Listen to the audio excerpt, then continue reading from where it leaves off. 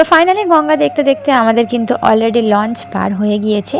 আসসালামু আলাইকুম এভরিওয়ান, কেমন আছো তোমরা সবাই? যেমনটা গত ব্লগে তোমরা দেখেছিলে, আমি বলেছিলাম যে পরের ব্লগে তোমাদের সঙ্গে পুরোটা শেয়ার করব, কোথায় যাচ্ছি না যাচ্ছি, কি করব না করব, খাওয়া দাওয়া ঘোরাফেরা সমস্তটা।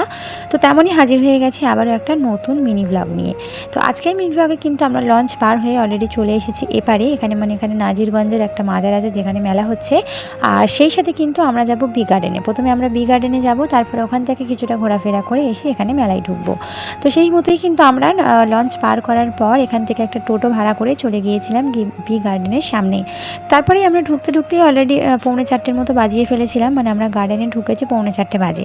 তো বেশি ঘোরাফেরা করতে পারিনি, কিছুটাই আমরা যাই, টাইমিং শেষ হয়ে গেছিলো। এখানে কিন্তু 5টা পর্যন্ত টাইমিং ছিল, মানে 5টার সময় এক্সিট করতে হবে। তো সেই মতোই 5টা বেজে গিয়েছিল, তাই আমরা বেশি আর ঘোরাফেরা করতে পারিনি। তবে যতটুকু সুন্দর ফুল এবং সেই সাথে কিন্তু খুব সুন্দর ছবিও তোমরা তুলতে পারবে। সবথেকে বড় কথা এখানে হচ্ছে ফটো তোলার জন্য খুব সুন্দর একটা জায়গা। তো সেই হিসেবে কিছু কিছু জায়গায় আমরা ফটোও তুলেছি, যেগুলো কিছু কিছু তোমাদের সঙ্গে অলরেডি শেয়ারও করেছি, আবারও শেয়ার করবো ইনশাল্লাহ। তো আমরা পুরোটা ঘোরাফেরা করার পর এখানে কিন্তু কোনো খাবারের দোকান কিচ্ছু ছিল না, এবং কোনো কিছু খাবার নিয়ে এন্ট্রি করতে দেবেও না। তো এরকম একটা ব্যাপার। তো আমরা ঢুকে পুরোটা ঘুরে দেখলাম যতটুকু মানে যেতে পেরেছি, বোট পর্যন্ত যেতে পেরেছি। এটা হচ্ছে বিশ্বের সবথেকে বড় বটগাছ, যেটা অনেকেই হয়তো জানো বা অনেকেই হয়তো জানো না। তো বিশ্বের সবথেকে বড় বটগাছ এখানেই হচ্ছে উপস্থিত আমাদের এই বি গার্ডেনে, কলকাতায়।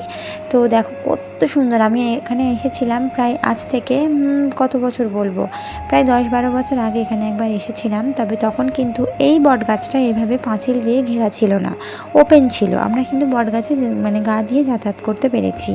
তবে এখন যেটা করেছে, বটগাছটাকে একেবারেই পাঁচিল দিয়ে সেপারেট করে দিয়েছে, আলাদা করে দিয়েছে, যেটা দেখতে খুব সুন্দর লাগছে। তখন এতটা বিশাল ছিল না, এখন যেমন এতটা বিশাল হয়ে গিয়েছে।